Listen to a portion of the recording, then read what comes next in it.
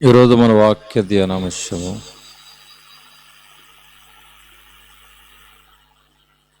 మరణమా నీ ముల్లెక్కడ అనే వాక్యమును మనము ధ్యానము చేసుకుంటున్నాం. ఓ మరణమా నీ విజయం ఎక్కడ, ఓ మరణమా నీ ముల్లెక్కడ. 1 కొరింథీ పత్రిక 15వ అధ్యాయము 55వ వచనం. ఈ ప్రశ్న వెంబడి యేసుక్రీస్తు మూలముగా మనకు జయము అనుగ్రహించిన దేవునికి స్తోత్రం అని పౌలు ప్రభును కొనియాడుచున్నాడు. కారణము యేసు మరణము, పాతాళము, సాతానును జయించి పునరుద్ధానుడై లేచెను.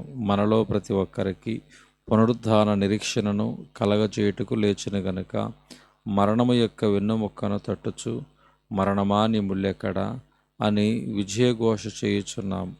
హెబ్రీ గ్రంథకర్త క్రీస్తు ప్రతి మనిషిని కొరకు మరణమును అనుభవించెను, రుచిచూచినను వ్రాయిచున్నాడు. మరణము యొక్క బలము గలవాన్ని మరణము ద్వారా నశింపచేసి జీవితకాలమంతయు మరణ భయము చేత దాస్యమునకు లోబడిన వారిని విడిపించెను. కడపట నశింపచేయబడు శత్రువు మరణము. 1 కొరింథీ 15:26. మరణవేదన బహు ఘోరమైనది. దాన్ని యేసుక్రీస్తు తన పునరుద్ధానము ద్వారా మరణము యొక్క ముళ్ళును విరగగొట్టి మనకు జయమిచ్చుచున్నాడు. ఇక మరణము మనలను భయపెట్టజాలదు.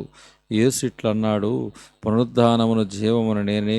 నా యందు విశ్వాసముంచువాడు చనిపోయినను బ్రతుకును, బ్రతికి నా యందు విశ్వాసముంచు ప్రతివాడును ఎన్నటికిని చనిపోడు. యోహాను సువార్త 11వ అధ్యాయం 25-26. పునరుద్ధాన నిరీక్షణ క్రైస్తవ్యం యొక్క వెన్నుముక్కగా ఉన్నది. పునరుద్ధానము ద్వారా నూతనమైన జీవము గల మార్గమున మన కొరకు తెరవబడి ఉన్నది. పునరుద్ధారణ క్రీస్తు పరలోకమునకు ఆరోహణమైన ప్రకారము మనము కూడా పరలోకమును స్వతంత్రించుకునేదము. క్రీస్తు మాత్రము మరణమును జయించెను.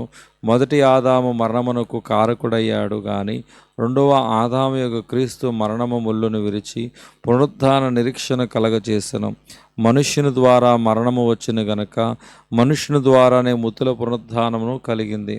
ఆదామునందు అందరూ ఎలాగూ మృతి పొందుచున్నారో అలాగనే క్రీస్తునందు అందరూ బ్రతికింపబడుదురు.